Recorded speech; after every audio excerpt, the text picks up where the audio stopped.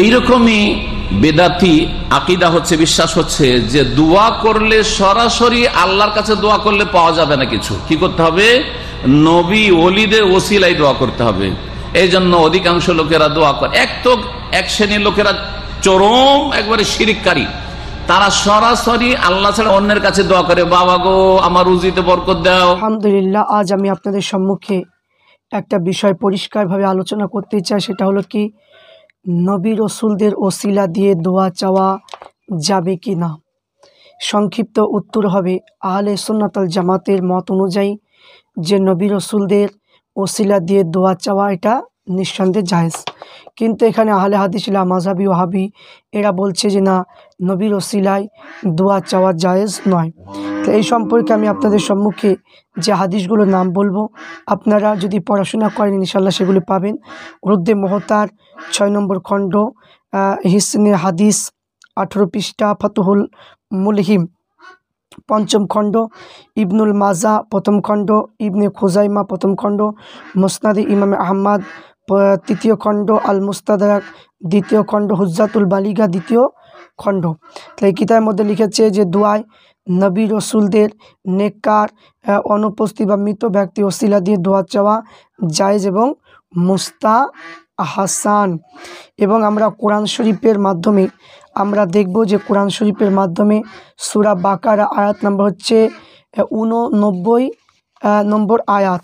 এই আয়াতে বলেছেন, ওয়াকানু মিন ক্বাবলু ইয়াস্তাফতিহুনা আলাল্লাযিনা কাফারু ফালাম্মা জাআহুম মা আরাফু কাফারু বিহি ফালানাতুল্লাহি আলাল কাফিরিন।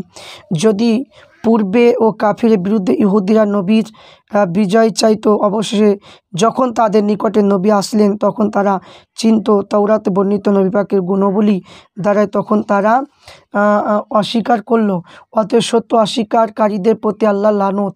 তো এই আয়াতে ব্যাখ্যায় তাফসীরে জালালাইনের মধ্যে লিখেছেন যে বানু কুরাইজা, বনু নাজির সম্প্রদায় দোয়া চাইতো যে হে আল্লাহ, কাফেরদের উপর আমাদের শেষ জামানা প্রণীত নবী ও মুহাম্মদের ওসিলায় সফলতা দান করুন। তাফসীরে জালালাইনের মধ্যে রয়েছে।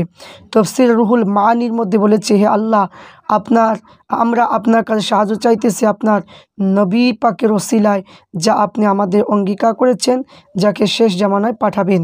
তাহলে এখানে কোরআন শরীফের আয়াতের মাধ্যমে, তার ব্যাখ্যার মাধ্যমে আমরা বুঝতে পারলাম। তাহলে এবার আমরা হাদিস থেকে কি জানবো, যে হাদিসের ভাষায় এটা কি বলতে চাইছে। হাদিসে বুখারী শরীফের মধ্যে, তিরমিজি, ইবনে মাজা, মুসনাদ আহমদ, সহিহ ইবনে হিব্বান, আত-তারগিব, আত-তারহিব, তোহফাতুল জাকিরিন, এই সমস্ত হাদিসের কিতাবের মধ্যে রয়েছে যে হে আল্লাহ, আপনার কাছে প্রার্থনা করতেছি, আপনার প্রতি আকৃষ্ট রুজু হচ্ছি যে আমাদের রসুলে পাক সাল্লাল্লাহু আলাইহি ওয়াসাল্লামের যিনি রহমতের দয়ার নবী, হে মুহাম্মদ, আমি রুজু আকৃষ্ট হচ্ছে আপনার ওসিলায় আমার প্রতিপালক আল্লাহর দিকে, যেন তিনি আমাদের হাজত পূর্ণ করেন, এই কথা বললেন। তারপরে হযরতে আলী মা ফাতিমা বিন আসাদ ইন্তেকাল করলেন, তার জন্য রাসূলুল্লাহ দোয়া চান যে হে আল্লাহ, আমার মা ফাতিমা বিনতে আসাদকে ক্ষমা করুন, তার জন্য তার কবরে প্রসারিত করুন আপনার নবী মুহাম্মদ এবং আমার পূর্বে নবীগণের ওসিলায়, নিশ্চয় আপনি শ্রেষ্ঠ অনুশীলতা।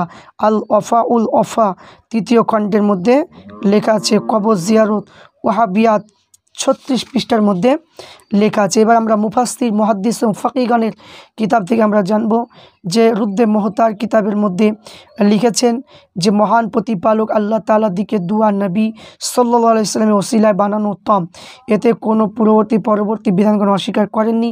আল্লামা ইবনে তাইমিয়া ছাড়া তিনি প্রথম এই বেদাত শুরু করেছেন। নিষেধ করা পূর্বে কোনো আলিম নিষেধের কথা বলেননি।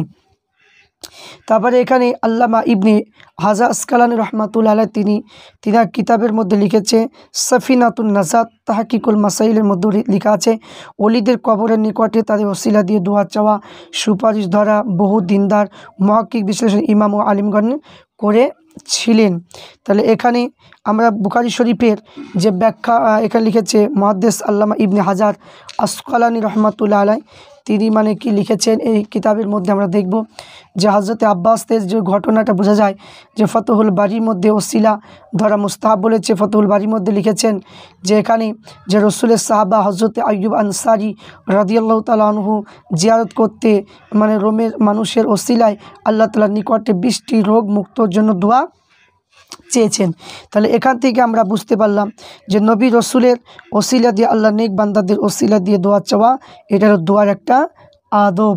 তাহলে এখান থেকে আমরা বুঝতে পারলাম যে দোয়া চাওয়া এবং মানে আল্লাহর নবী এবং নবী রসুলদের ওসিলা দিয়ে দোয়া চাওয়া এটা নিঃসন্দেহে জায়েজ।